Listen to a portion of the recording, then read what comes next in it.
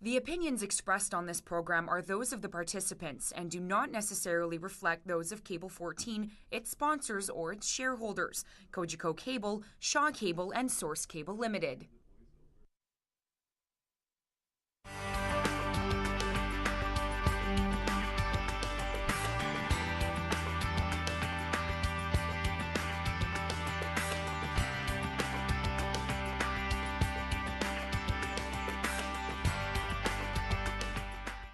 Welcome to Persistence Pays. I'm your host, Lori Roudnask.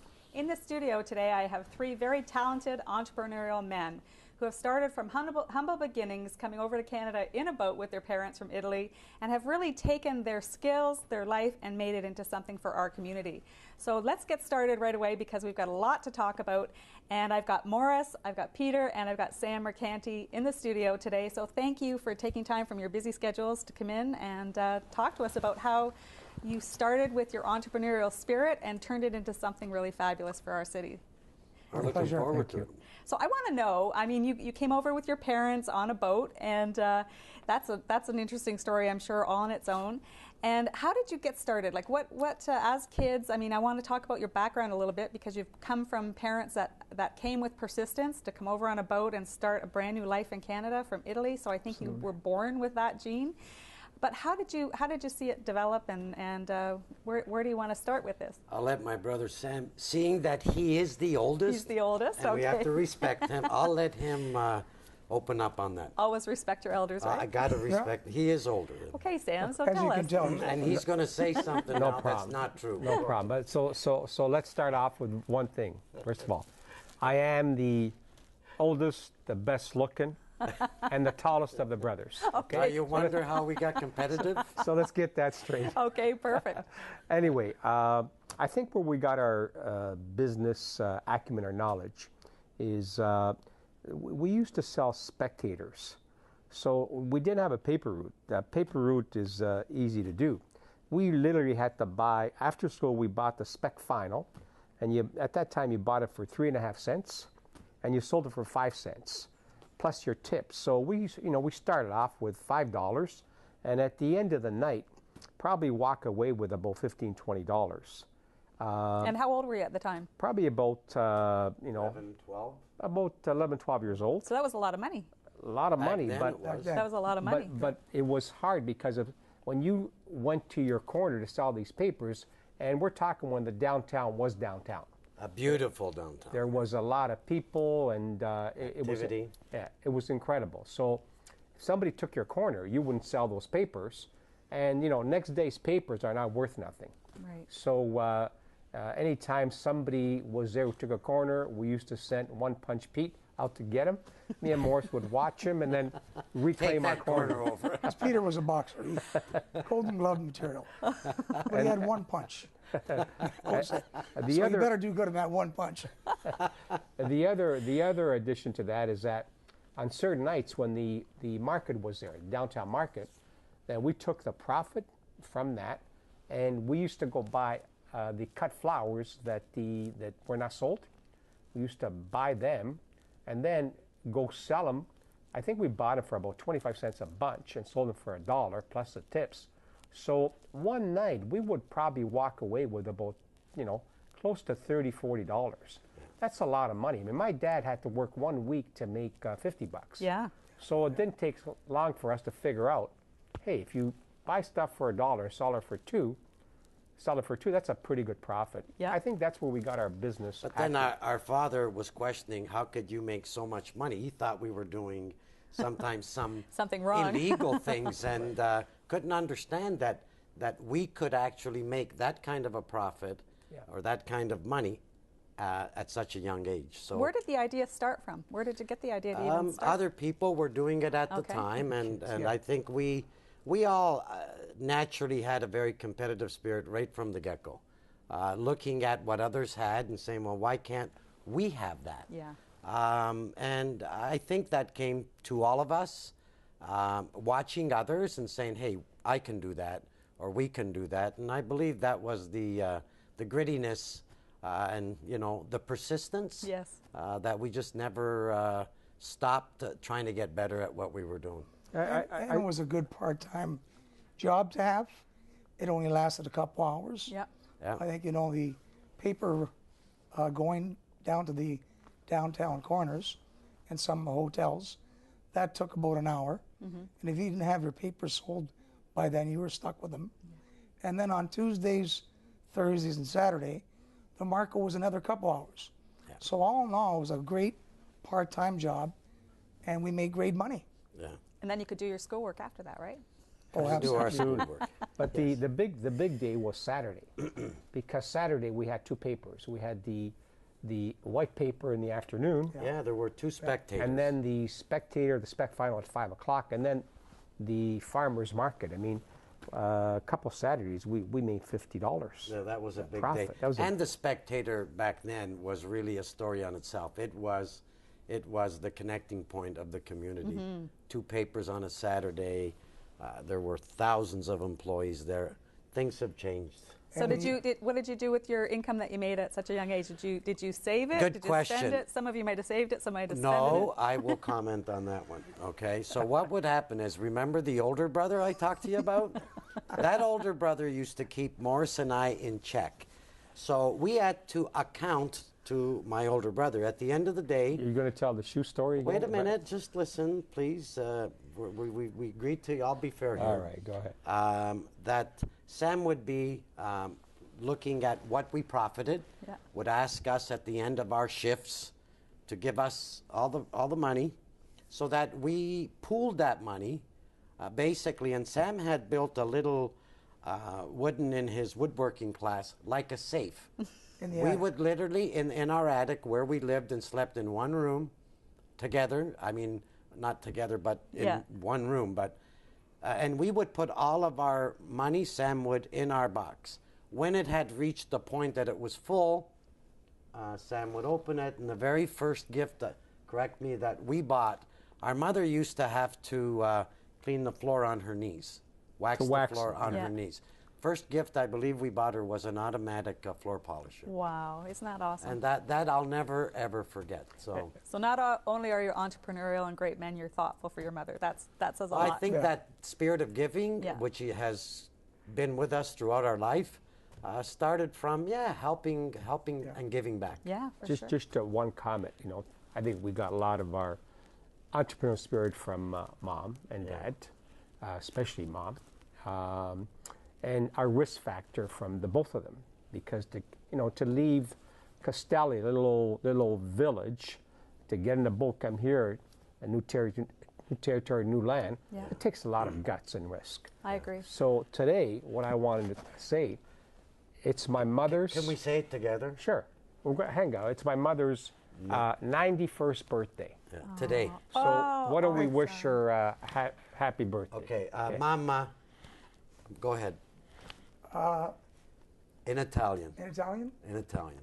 noi ti auguri per 91 anni di buona salute. Buon compleanno, mamma. Buon compleanno. Mamma, grazie per tutte che ha fatte per noi. Ti ringraziamo. Ti volemo tanto bene, mamma. Thanks, Lori. I don't even know what you said, but you're going to make me cry. We just thanked her for That's being beautiful. and she's 91 years old today. Oh, And our well, dad's- happy birthday from me, too. And our dad's in the hospital. Yeah. Dad, get a lot better. Yes. We're all praying for you. They'll be watching this when it's taped for Great, sure. Okay. great. Well, that's awesome. So let's move it to so once you saved the money, that must have been your start of really learning how to manage your money and starting into business. So how did that start, Morris? We'll start with you. With your business endeavors. I mean, all three of you have won countless awards. I mean, I have pages here of awards that you won. People need to go on your websites and just see how amazing all three of you are. But Morris, where did it start for you to get into business? Well, collectively, we became partners by opening up Carmen's Bakery and Delicatessen. And my uncle, who was a baker, he wanted to open up a bakery. His name was Carmen, so we decided to name it after him. Sam was a silent partner, and my brother Peter and I had opened it up at a time where 1979, and interest rates just soared. 21%. Soared to 21%. So at that time, there wasn't. We did it for a couple of years, but there really was not enough dough in the dough business. Yes. And He's also a it comedian. didn't rise enough. So we try to pursue. We would supply other caterers, all the big caterers in town in Hamilton, with their pastries and Wholesale. bread Yes. products. Are you familiar with Baltic bread? Yeah, My Been father, there, my father-in-law was the owner of Baltic Bread. well, Oscar. Best rye bread Yeah. in Hamilton. Exactly. Yeah, and, years ago. I mean, Ex- it's you know many what? years ago. And a great bakery. Yeah, yeah. But they also did a lot of retail and wholesale. So once we sold to other caterers, we started looking, saying, well, we can do what they can do, and we can make it fresher and probably do it cheaper. So we pursued a off-premise catering division within Carmen's, Yeah. and started obtaining some contract catering with other venues in town. And then we kept on expanding. We're doing over 100 weddings a year and a lot of parties. Yeah. And then we figured with part of the rents that we gave to these other halls, we could in turn build our own banquet hall. And we moved on to 1988, and that's where Carmen's Banquet and Conference Center Morris, if had I taken could, off. The- Priest was the one that really gave us the initiative to I won't mention it publicly, but we rented a hall from a church. A few and, churches. A few, but the one main church, the wonderful priest there, we got a great deal the first year. The second year, he saw how much business we were doing and literally doubled the rent, Yeah. right? Because we already had booked. The third year, he doubled the rent again. It was that priest that finally made us aware of the fact we're paying all this rent to all these other people. Why don't we look at building our Doing own something hall? on your own. Now, just a quick Hence- question: how big was the first bakery? The first bakery And only bakery. had to be about 6,000 square feet. It was right on Concession Street, Okay. 447 Concession Street. And then as we expanded, we bought some property in the back of us for our storage, but we would virtually take all the china and silverware that came back at nighttime, and we virtually would have to get a ladder and store it on the roof. That's how tight this And we have to wash everything by hand.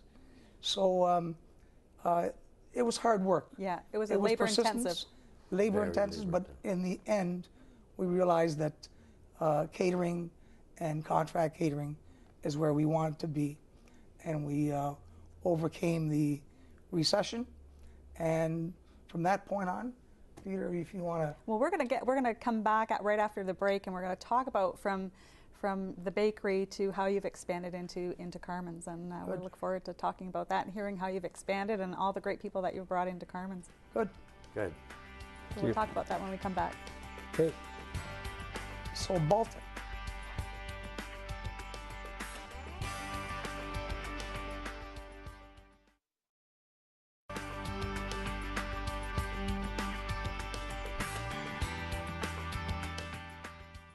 Welcome back. So we're going to take it next to Carmen's, and you have brought some amazing people to the city.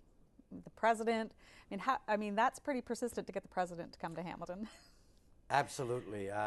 That was probably one of the most persistent times that it's just never giving up. I mean, we knew what we wanted to do. We wanted to put Hamilton on the map, and never giving up on pursuing President Clinton was awesome in that we had to keep going from channel to channel to channel, and finally, when we knew we were getting closer, and we signed our agreement, that was a great feeling. I bet. And so, I mean, you brought some other big names in. Can you tell me some of the other people that you brought? Well, I mean, Margaret Thatcher. Yeah. Margaret Thatcher, George Bush. We've had Sophia Loren. Sophia Loren, the actors, Stallone, Pacino, Michael Douglas. There's been a lot of them. The Sopranos. Prime Minister of Israel. Sharon, Begin. no, it was. Oh my goodness, it escaped me. Shimon. Anyway, Prime Minister he Shimon. was an incredible man. Yeah. Well, I've been to Carmen's many times for weddings. You do spectacular events. I've been there for the many, many different things, and I think you guys do an awesome job. Well, thank you. Every and- time you come, and it's always a good time. And I've been there for New Year's. I've been there for lots of different Well, venues. we try our very best to give the community what it's asking for, and Laurie, we will never give up, and that's the persistence that I think runs through our veins, and it's always trying to get better Yeah. at what you do, trying to understand your marketplace, and delivering the right products, and that's the basic success of business. Yeah. And Morse has taken his business acumen and knowledge and obviously gone to Oakville. Yes. So you've spread with, it out. with Edge Hospitality. Yeah, Yes.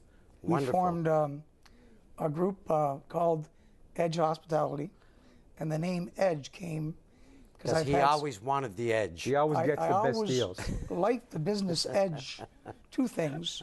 So, but also, I've lived my life through my complications of my health and the goodness of God to keep me alive as many years. So I've lived on the edge since I was 26 years old, and we formed a company that's based in Oakville, Yeah. that has the Oakville Conference Center, Yeah. the Harbor Banquet and Conference Center on the waterfront. Beautiful location It there. is. Restaurant, Compass Restaurant. And we've got an off-premise catering division that deals with the Burlington, Oakville, Mississauga area. It's beautiful. I just had lunch there in December, and it's a beautiful facility. Good. Yeah. Good. So I think it's awesome that you took what you've learned and then wanted to expand it to other communities so they can benefit what you've given our great city. Well, Oakville was a natural move for us, and Morse has done an absolutely wonderful job of giving Burlington, Oakville, Mississauga, and Toronto a wonderful place to go to. So Great. we're proud of him. He's proud of me. Yeah. I'm proud of him. So we're all proud of each other. That's great. So Sam, now you've got a different business in the franchise business and with CarStar, and maybe tell us, I mean, you started with a franchise, and tell us how you've expanded that business. Yeah, I mean, I started in business when I was 17. That would be in 1964, working for my uncles. And from that, we moved to another place, and I became president. And I just had the God-given,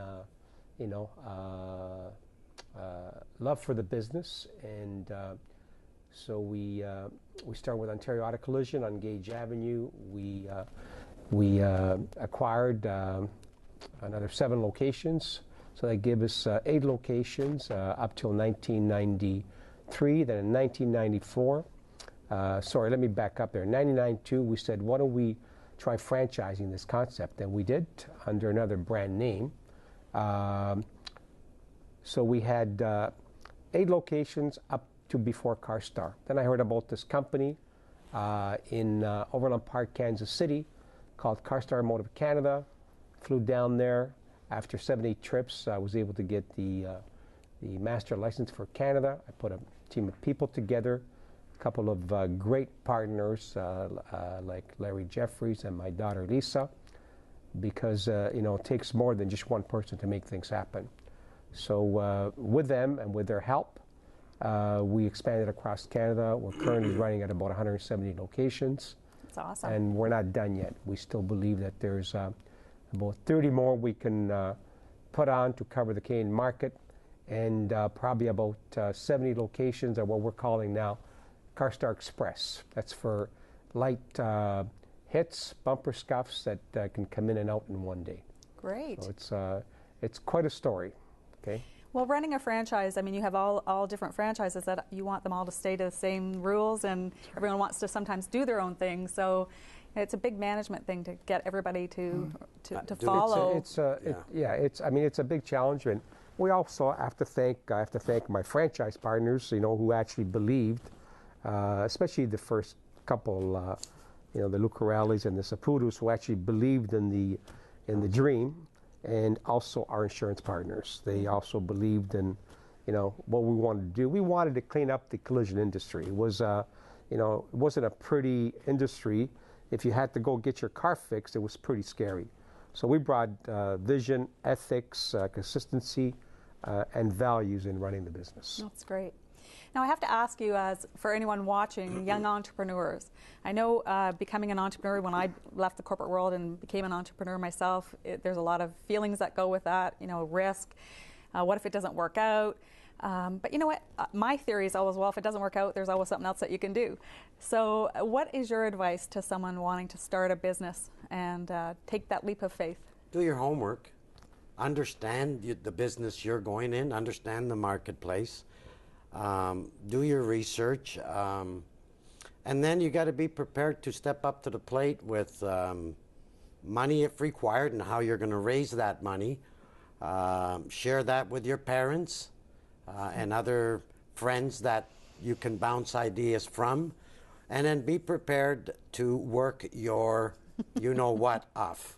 If you don't work hard, things don't just come to you. If you're going to be in business and you want to be successful, I can't remember the exact saying, but something about perspiration. 90% perspiration and 10% inspiration. Inspiration. That so is the saying. That is That's true. That is That's true. one thing that I think between Morris, myself, and Sam, we do put the effort into it. I mean, we don't take anything, even to this day, for granted. I know that the work ethic is second to none, and we are there. Our mom, as Sam said earlier, and I will say it in Italian and interpret it in English, had a saying that said, "L'occhio del padrone ingrassa il cavallo." Interpreted in English, the eyes of the owner will fatten the horse. You got to keep your eye on your business. Yes, Right yes, absolutely. What about risk? I mean, you have businesses that require a lot of financial backing, a lot of risk. I mean, building a new place or buying a new place, starting a franchise business, all the law in every place that you go. There's a lot of financial risk, and I think that's what holds people back, is how to manage the risk. What do you say about that? Well, you know what? I think there's risk that'll never stop. Even after being in business 32, 33 years, if you do have a couple of bad years, hopefully you've saved enough to weather some of the bad years. But your risk is always with you, depending on what happens to the economy, what happens to your internal structure. So you always have to be aware of it. But you can reduce the risk if you have a good team and you've stored some money from the rainy days. Right. But there'll always be risk in any business you open up. Sam? I mean, ultimately, it is, they say, no guts, no glory. Same applies in business. I mean, the advice I would give to entrepreneurs is, if you want to do something and get into business, what Peter said, study the business. I would say go get a job in the business Right. that you're thinking of starting. You'll find out a lot, and then you know what? You got to go for it. Because in the end, when you're 70 years old and you won't be able to have the opportunity to start, that's going to stay on your mind forever. So if you want to start a business, go work in a business, and then you know what? Jump in, take the risk. And like you said, Lori, if you fail, you fail. Yeah. You can always go back and Make get your another mistakes. job. I always say, make your mistakes fast, and then you'll learn from them and you can move on. We have an event at Carmen's that each year acknowledges the young entrepreneurs, and it's amazing some of the successes that have been in Hamilton. And I've talked to a lot of them. It's consistent. They never gave up. They tapped into some of their parents for money, friends. You look at where that money came from and where the risks were. Some people that have got it in their minds that I am going to do this will tap into all sorts of resources to get it started. And it's wonderful to hear some of the success stories that I've heard, and just basically chase that dream.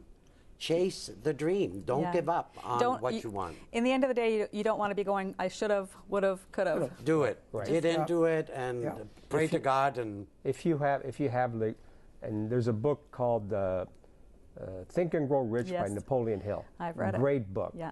And they say that if you want to do something, and if you have the desire, right, do the study, work in there, and then you know what, get into it, and you've got to work hard, okay?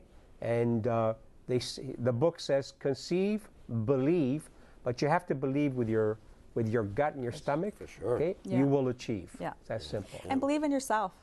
You know, if you 100%. believe in yourself, you believe in your product or your service, Yeah, then how don't- can you go wrong? Don't And never try- give up. And never give up. Be persistent. Never give up. Take the shots, go down, get knocked down, get up, don't give up. That's right. Well, I want to thank you for coming on the show. It's been a delight to have you here and to learn a little bit more about how you started, and you've been very successful in your business, very persistent, all three of you. And, you know, happy birthday to your mom, and please take the flowers for your mom and say happy birthday from Thank me. you. I will Thank take you very those. much. All I right, will. Laurie, and, thank you. Thank you, Laurie. Yeah, and keep up the great work. Thank you. Looking forward to it. Thank you.